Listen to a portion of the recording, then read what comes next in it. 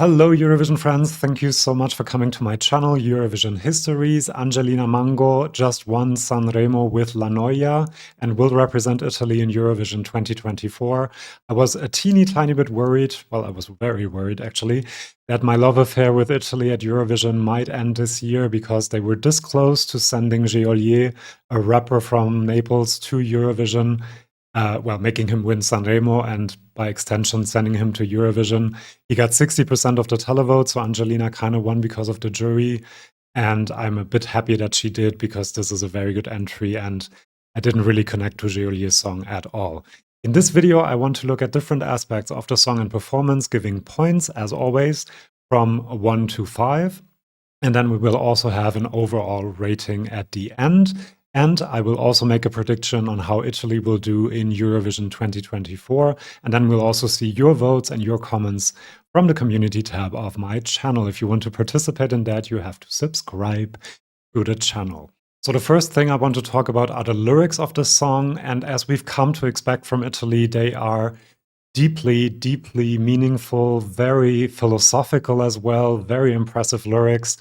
They are kind of a train of thought that Angelina has, reflecting on what makes life worth living. She has also said that it's quite autobiographical, and it's basically about the contrast of human emotions and what really makes human existence what it is, kind of the contrast between happiness and sadness, boredom and excitement, and how the bad moments in your life are very important to appreciate the good moments, and how these moments of boredom are also important to take the next step into something new, into happiness maybe, and also to appreciate what you have.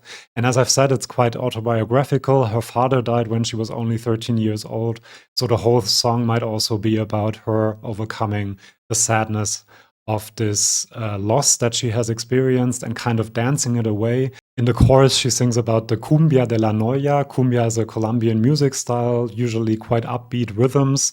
And to sing of the cumbia of boredom is quite interesting to me because she basically says us, live your life, dance the sadness away in a way, but also appreciate it at the same time. So on many, many levels, this is very, very good when it comes to the lyrics.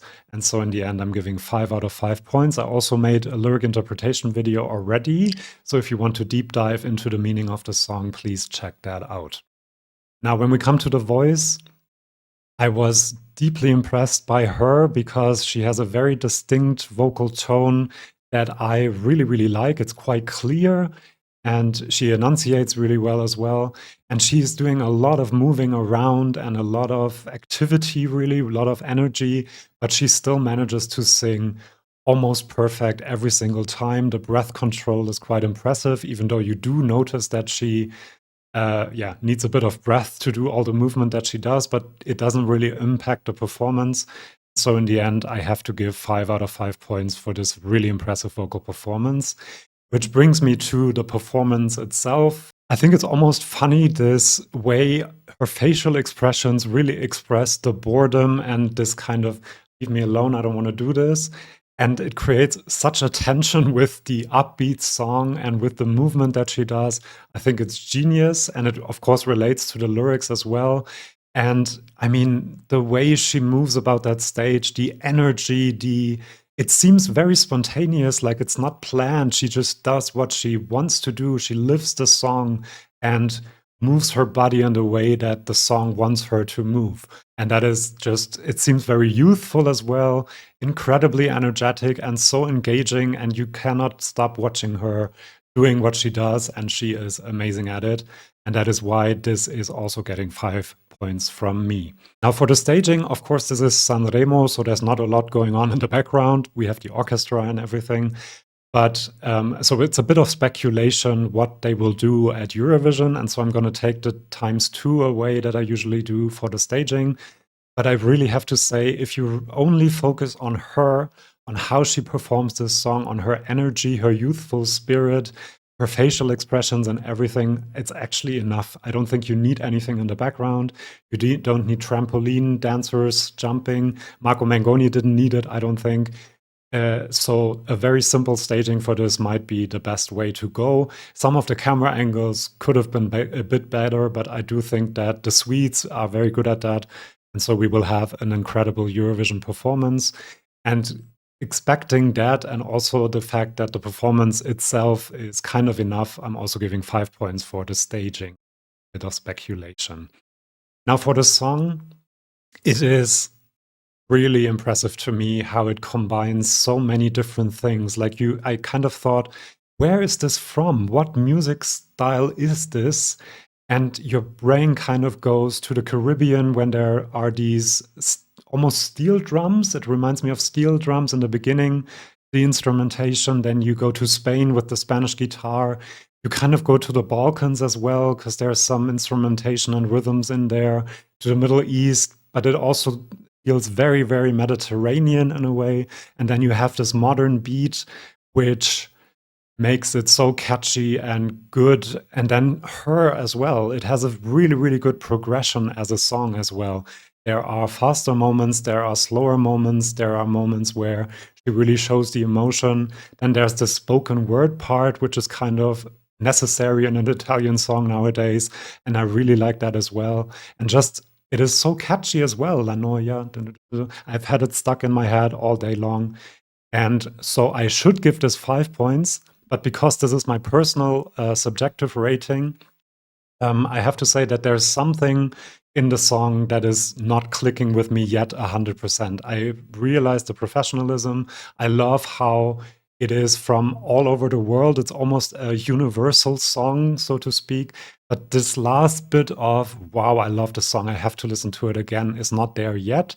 And that is why I'm giving 4.5 stars. But I have a feeling that it might grow on me because it has already grown on me a lot during Sanremo week. So the song counts 3 times. This time the staging doesn't count twice, and that gives us a total of, rounded up, 5 stars for the Italian entry. It would be 4.75, but I can put that in the graphics. So very, very good. Congratulations. Grazie Italia per la musica. Again. Now, before I tell you my prediction for Italy, please subscribe to this channel. I do rating videos like this all the time. Also lyric interpretations and so on and so forth. You know the deal. Now, let's predict how Italy will do. They, of course, don't have to qualify because they are in the Big Five already. For the prediction, I thought let's look at the last couple of years because this is incredible. They always sent the Sanremo winning song, and when they did that, they came 5th in 2018, 2nd in 2019. They won in 2021. They came 6th in 2022, and I think if the performance and the vocal performance had been better, it would have done even better. And last year, they came 4th despite expectations, except mine, because I always told you that Marco was going to do well. And so this is another winning song of Sanremo, and so I really, really think that this will be top 3. Here is why. First of all, the performance is incredibly engaging, youthful, and so the fact that it looks so spontaneous will really stand out in a contest that is often over choreographed in a way. And then the fact that the song sounds a little bit Spanish, a little Italian. It could be Balkan. It could be Middle Eastern. It is very Mediterranean. I think this will appeal to so many different places in Europe, and people will love this. And of course, the Sanremo winner also gets a lot of airplay in a lot of countries like Croatia, Slovenia, Albania, and will already be very popular by the time it gets to Malmö. And then the other thing is, this is the perfect combination, I think, to appeal to televoters, the youthful feel, the catchiness, but also to the juries because of the impressive vocals, the very interesting composition and instrumentation and everything that is going on. So I really think that this could be our winner, or at least in the top 3. I think Ukraine are also up there, but this is going to do incredibly well, I'm almost sure. So that is my opinion and my prediction, but before letting you go, I also have your votes, which kind of reflect that this is a very good song. 47% of you gave it 5 stars, 27% 4 stars, 17% 3 stars, 7% 2 stars, and only 2% gave it 1 star. And I also have your comments. ASC Julieta says, I love it. From the first night I saw her performance, I was sold.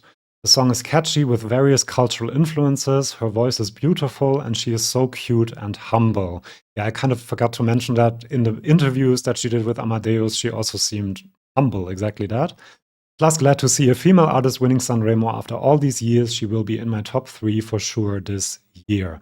And we've had a lot of men representing Italy at Eurovision and winning Sanremo. And so it's very good that she gets to represent Italy, and she will do them proud, I'm sure. Then Angela DM94 says, I am proud Angelina will represent my country with a fun and most importantly meaningful song. She has a great voice, her sass and charisma will fill the grand final stage. Italy is ready to keep the top 10 ending streak alive.